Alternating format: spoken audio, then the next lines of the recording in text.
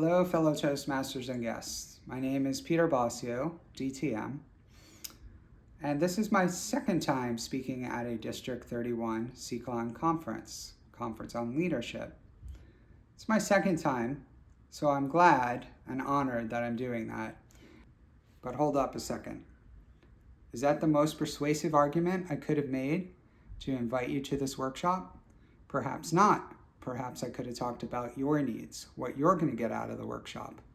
Less about me, more about you, more about results. So that's the beginning of how to be persuasive in your speaking, is to understand your audience. So I'm guessing you're either an area director that is not seeing the type of results you want from your clubs. You want all your clubs to be distinguished clubs, right? So I've been there. I can talk to you about ways to be more effective when you're talking to your president, to your club presidents. I've also been a club president, so I understand the club leader, the club officer roles. I've played just about every role in Toastmaster when it comes to the club.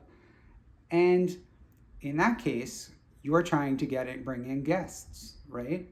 But most Toastmasters, they talk to a guest, they forget to talk to the guest's needs, what the actual guest is going to learn, right?